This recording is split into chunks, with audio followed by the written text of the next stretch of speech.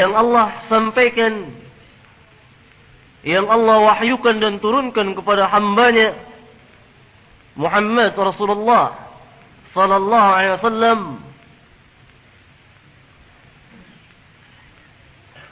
mereka meyakini bahwa Alkitab telah tahrif, berubah. Salah satu akidah Syiah meyakini bahwa Al-Quran yang ada sekarang ini, yang setiap hari kita baca, kita pelajari dan kita ajarkan kepada kaum muslimin dan kita hafal, kita baca dalam salat-salat kita, telah dirubah oleh para sahabat, baik ditambah atau dikurangi. Ini akidah mereka dan tercantum di kitab-kitab yang jadi pegangan mereka. Tidak dapat mereka ingkari. Siapa saja yang membaca kitab-kitab Syiah, khususnya kitab-kitab yang mereka pegangi, seperti kitab-kitab dalam kitab umpamanya Sahih Bukhari, Muslim dan lain sebagainya, niscaya mereka akan dapati ratusan ayat yang mereka katakan telah dirubah, ditambah atau dikurangi oleh para sahabat.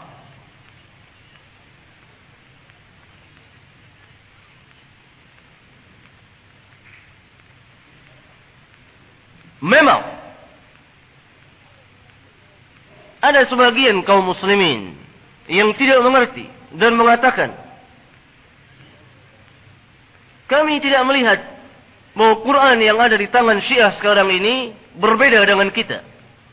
yakni Qurannya sama dengan kita, dari Al-Fatihah sampai An-Nas. Orang ini sebetulnya jahil dan tidak pernah meneliti kitab-kitab Syiah. Memang yang ada di tangan mereka sama dengan yang ada pada kita, tetapi keyakinan mereka, i'tiqad mereka, bahwa Quran yang sekarang ini telah tahrif dan berubah. Quran yang asli masih ada sama Imam Mahdi mereka yang belum keluar sampai sekarang.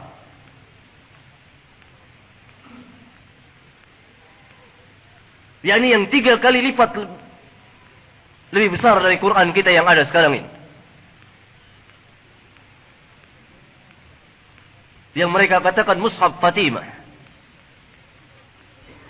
Tetapi kalau kita melihat di kitab-kitab para ulama mereka, niscaya kita akan mendapati beberapa ayat, ratusan ayat banyaknya, yang mereka katakan telah dirubah oleh para sahabat, dihilangkan. Salah satunya mereka mendakwakan ada surat namanya surat Al-Wilayah. Ada surat namanya surat Al-Wilayah.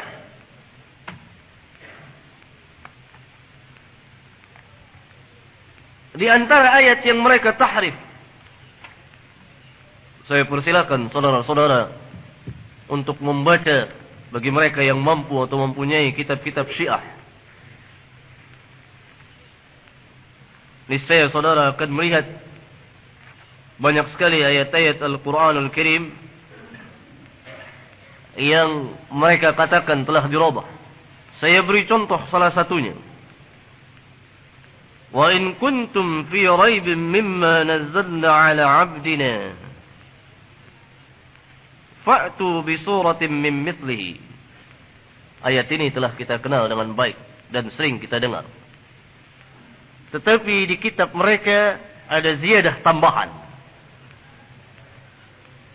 bahwa ayat ini menurut mereka telah dikurangkan oleh ahlu sunnah, yakni para sahabat. Para sahabat telah menghilangkan nama Ali dalam ayat yang mulia ini. Jadi menurut mereka, wa in kuntum fi raibin mimma nazzalna ala 'abdina fi aliyin. Jadi ada ziyadah fi aliyin. Periksa di kitab Usulul Kafi, kitab Al-Kafi dari mereka, dan kitab-kitab Syiah yang lain. Ratusan tahun lamanya ayat ini dikumandangkan oleh kaum muslimin, dihafal. Tidak pernah kita dapati ada ziyadah fi aliyin. Tetapi mereka mengatakan bahwa para sahabat telah menghilangkan, mengurangkan lafaz fi aliyin dalam ayat ini. Contoh yang kedua,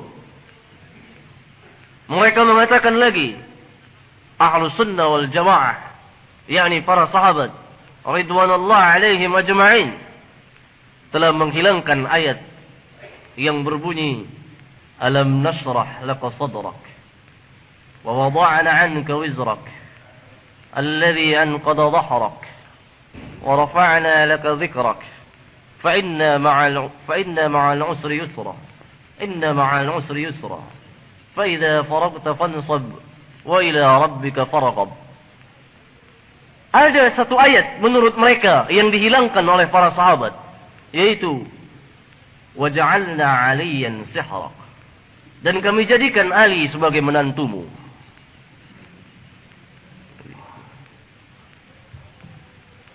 Menurut mereka ayat waja'alna 'aliyan sihrak telah dihilangkan, dihapus oleh para sahabat. Na'udzubillahi min dzalik.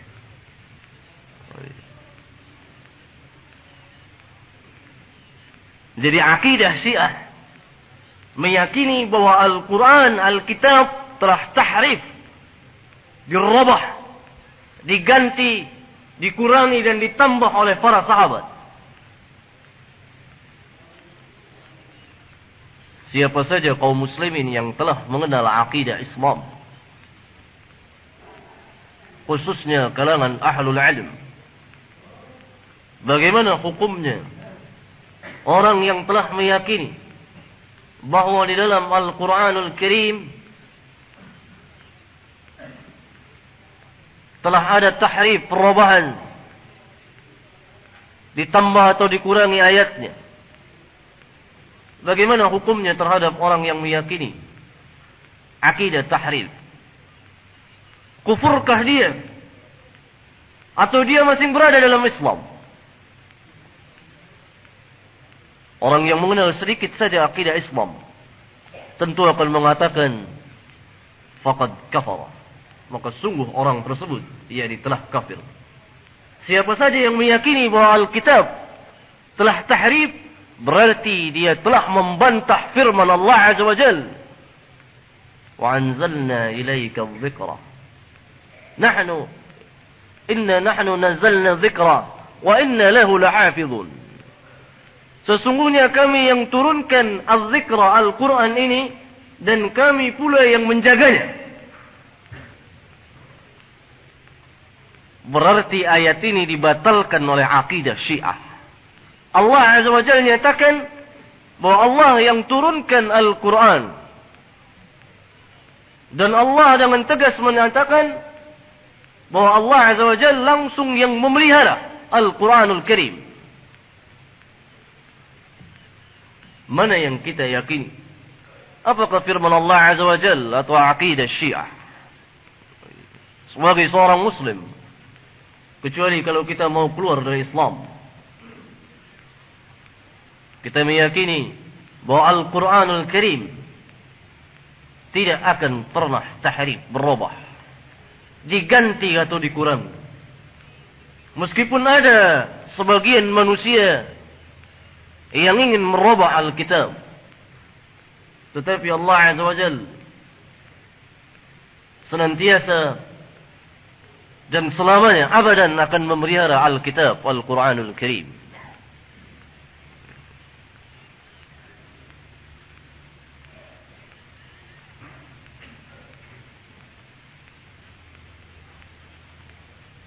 Ini akidah yang pertama.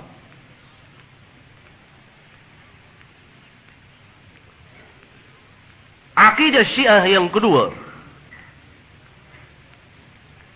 yang seorang tidak akan jadi Syiah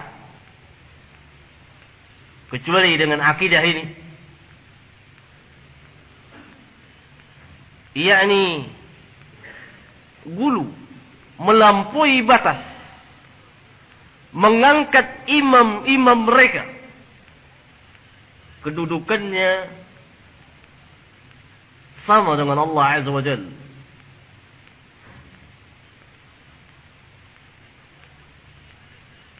Karena ajaran Syiah perpaduan antara Yahudi dan Majusi Parsi.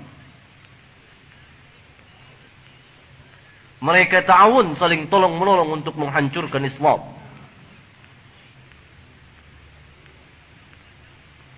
Yahudi, Allah Azza wa Jalla telah nyatakan, "Walan tarada 'anka al-yahudu walan nasara" ila akhirih.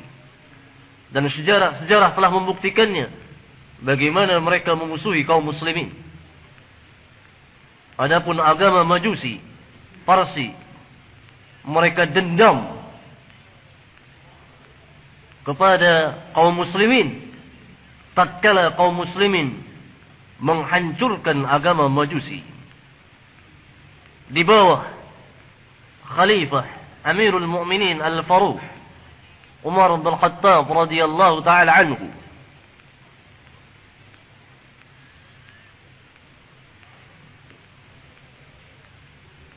Salah satu ajaran Majusi, mereka punya i'tiqad bahwa pemimpin-pemimpin mereka adalah titisan dari Tuhan.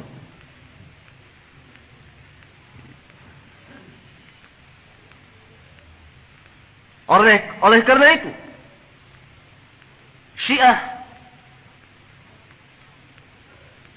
memasuki akidah ini, yakni mengangkat imam-imam mereka secara berlebihan melalui perantara Ahlul Bait Rasulullah sallallahu alaihi wasallam.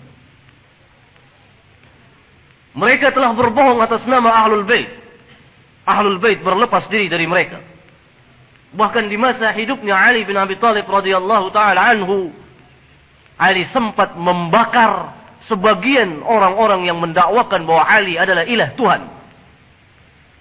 Hanya sayang, salah satu pemimpin mereka, yakni pembina agama Syiah, yaitu Abdullah bin Saba, tidak sempat dibakar hidup-hidup oleh Ali bin Abi Thalib. Tapi sebagian dari mereka telah dibakar langsung oleh Ali bin Abi Thalib. Karena memakai namanya, memakai nama Ahlul Bait, berbohong atas nama Ahlul Bait.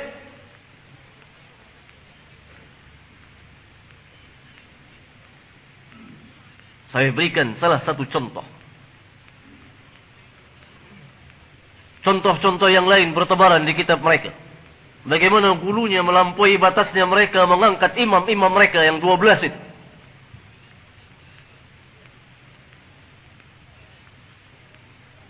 Perkataan ulama mutaakhirin mereka dalam kitabnya Al-Hukumatul Islamiyah, Hukumatul Islamiyah, mengatakan, "Inna min daruriyati limadhhabina anna li'a'immatina maqaman la yablughuhu malakun muqarrabun wala nabiyyun mursal." Sesungguhnya yang pasti dari mazhab kita ini, yakni mazhab Syiah, bahwa imam-imam kita mempunyai maqam yang tidak bisa dicapai maqamnya tersebut oleh seorang pun Rasul yang pernah diutus dan seorang pun malaikat. Jadi kedudukannya lebih tinggi dari para malaikat Allah dan Rasulullah. La yablughuhu malakun muqarrabun wala nabiyyun mursal. Apakah akidah yang demikian tidak kufur dalam Islam? Baca kitab Hukumatul Islamiyah, kalangan ulama mutaakhirin mereka.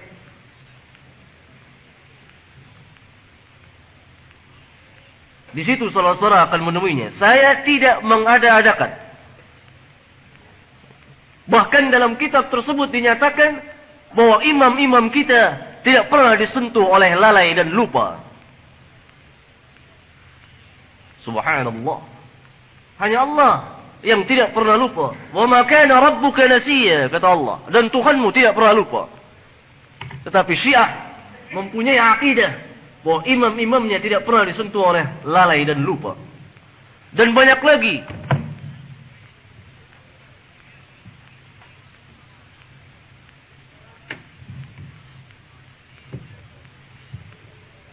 yang tercantum di kitab-kitab mereka yang sangat melampaui batas.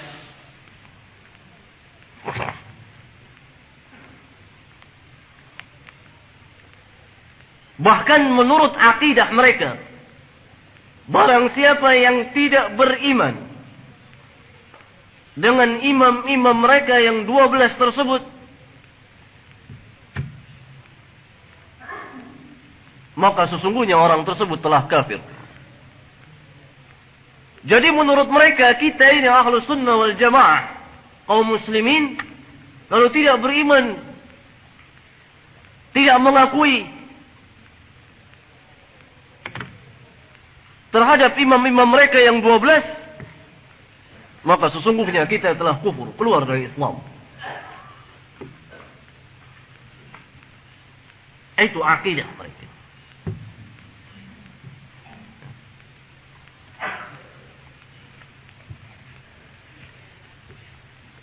Yang ketiga dari akidah Syiah,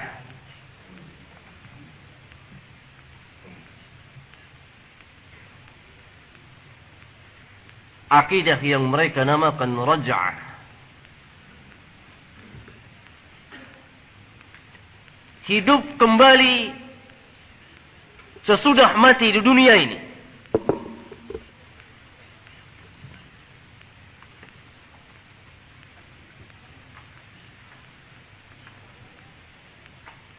Akidah raj'ah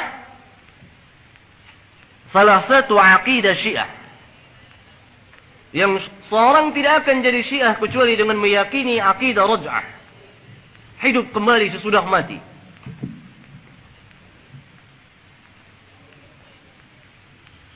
yakni mereka meyakini bahwa sebelum yaumul qiyamah ada sebagian manusia yang akan dibangkitkan nanti.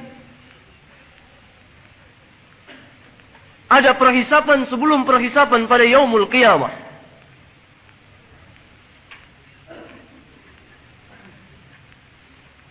Yang akan dibangkitkan nanti menurut akidah mereka ialah imam-imam mereka. Menurut dakwaan mereka. Salah satunya yang sering mereka masyhurkan dan katakan, mendoakan supaya cepat keluar apa yang mereka namakan al-Imam Mahdi mereka. Yang mereka sebut al-Muntazar, orang yang ditunggu-tunggu. Yang menurut akidah Syiah masuk ke satu goa pada tahun 250 Hijriah dan nanti qabla yaumil qiyamah akan keluar membawa mushaf Quran yang asli dan akan memenuhi bumi ini dengan keadilan dan akan menghisap para sahabat yang pernah menganiaya Ahlul Bait menurut mereka. Jadi akan dibangkitkan Abu Bakar As-Siddiq, Umar bin Al-Khattab, Uthman bin Affan dan lain-lain sahabat yang telah merampas Ahlul Bait, hak Ahlul Bait menurut mereka.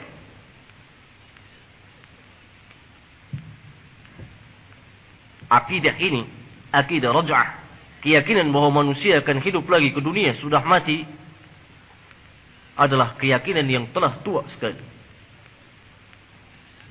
Akidah agama Majusi, akidahnya agama Nasrani, akidahnya agama Buddha yang lebih tua dari Nasrani, Hindu. Akidah demikian dibatalkan oleh Al-Quran Al-Karim.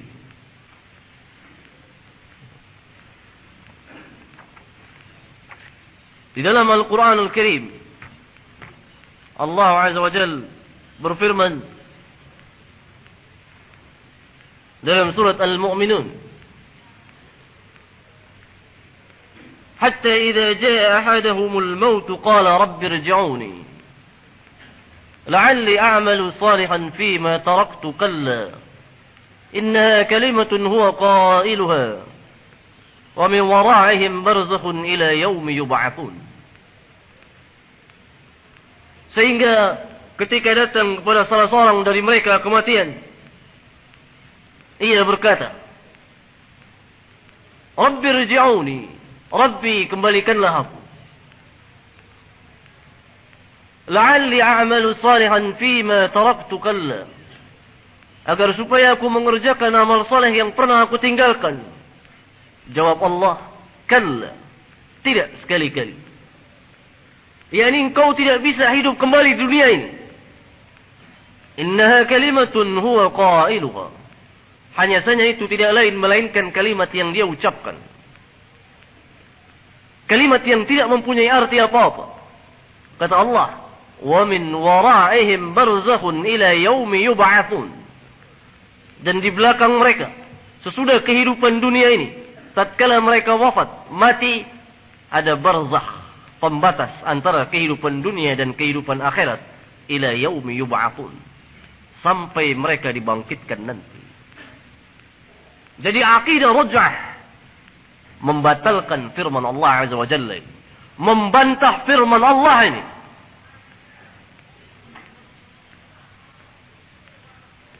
Kata Allah, manusia yang telah mati tidak akan hidup kembali.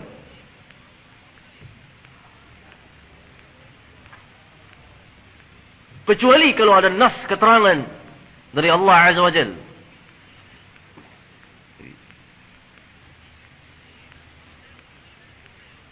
Ini akidah mereka yang ketiga.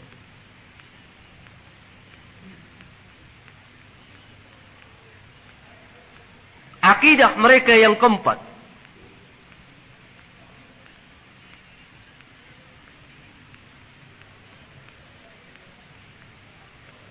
Pengkafiran terhadap para sahabat Nabi radhiyallahu anhum ajma'in.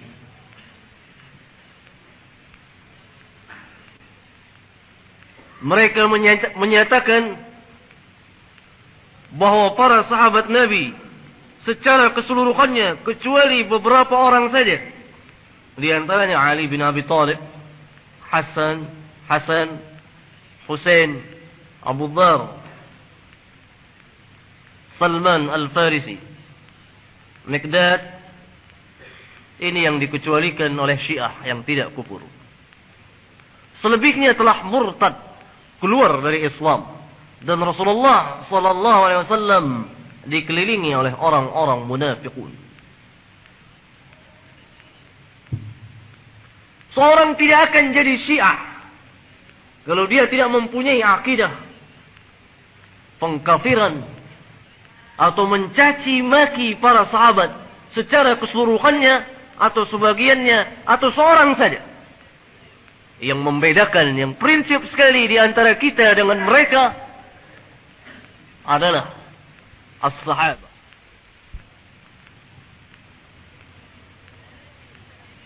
Karena itu para orang-orang Syiah sangat membenci dan murka dan marah terhadap para sahabat.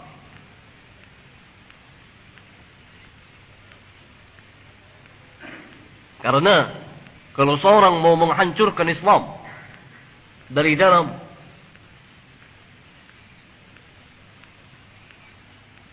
dia caci maki para sahabat. Dia kritik para sahabat. Dia membuat tashkik, keraguan di hati kaum muslimin terhadap ketikohan para sahabat. Karena yang menyampaikan kepada kita, yang menyampaikan Al-Quran dan Sunnah kepada kita tidak lain melainkan para sahabat.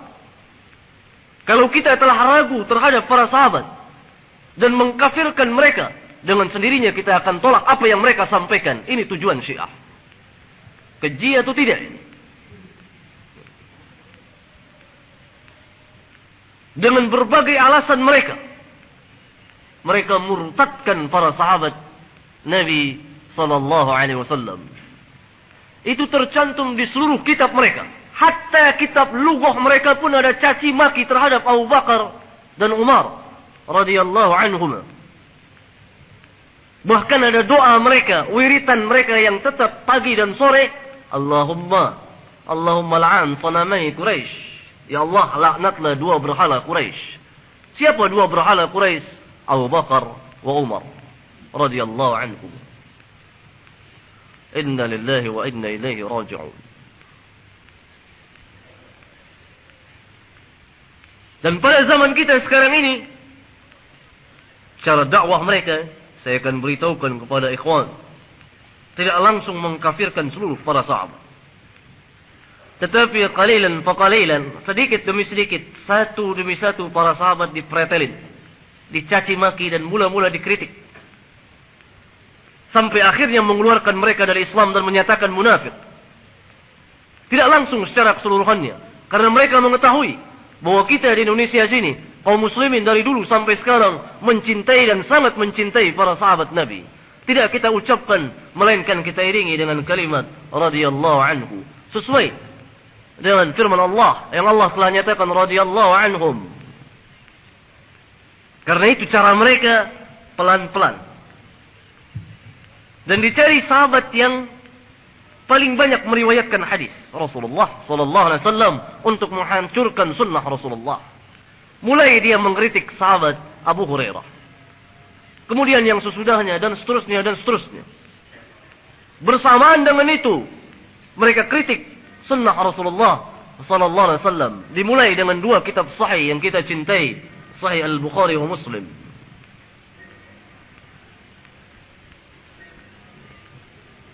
Tetapi kalau kita buka kitab-kitab mereka,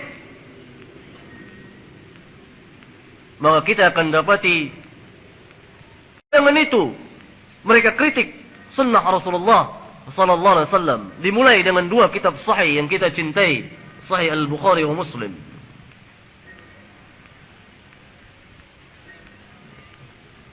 Tetapi kalau kita buka kitab-kitab mereka,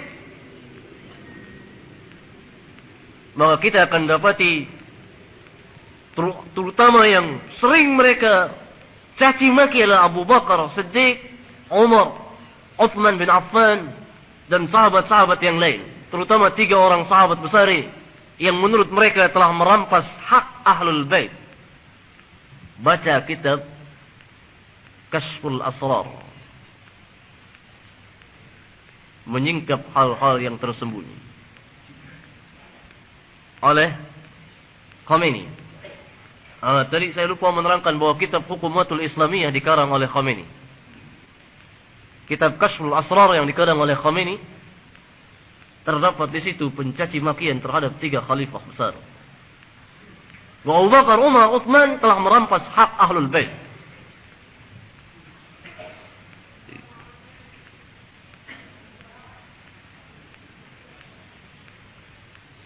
Ini cara mereka pada zaman kita sekarang ini.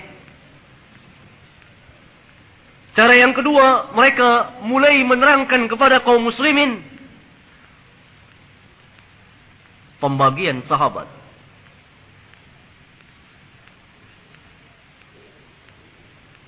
Menurut mereka, ada sahabat yang betul-betul sahabat, ada sahabat yang munafiqun, yakni pura-pura menjadi sahabat, sebetulnya mereka orang-orang munafiqun.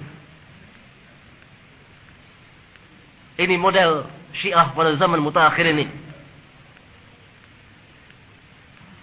Diajak kaum muslimin sedikit demi sedikit, diajak pemuda-pemuda Islam sedikit demi sedikit untuk mencaci maki para sahabat radhiyallahu anhum.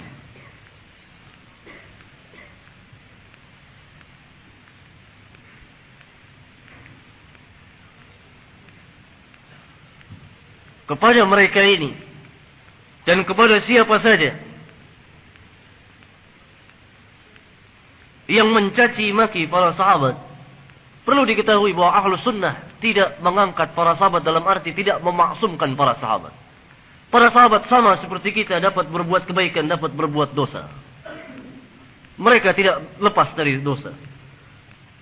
Tetapi kita tidak menuduh sebagaimana Syiah menuduh para sahabat.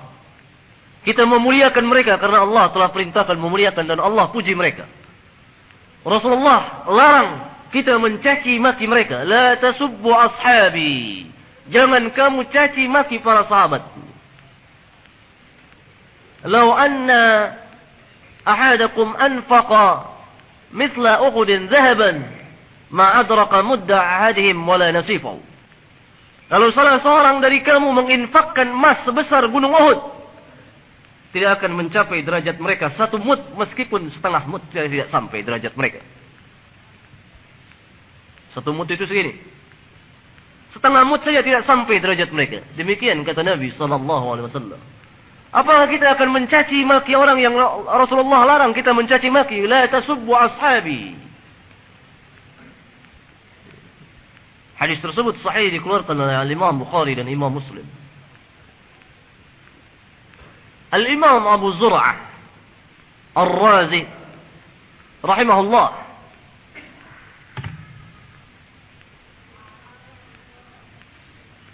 telah menyatakan kepada kaum muslimin dengan perkataan yang sangat masyhur sekali yang mewakili para ulama kaum muslimin. Beliau mengatakan, "Idza ra'aita ar-rajula yantaqisu ahadan min ashabi Rasulillah sallallahu alaihi wasallam." Apabila engkau melihat seorang yang mencaci maki salah seorang sahabat Rasulullah sallallahu alaihi wasallam, fa'lam annahu zindiq. Ketahuilah, sesungguhnya orang tersebut adalah zindiq, yakni orang kafir yang pura-pura masuk Islam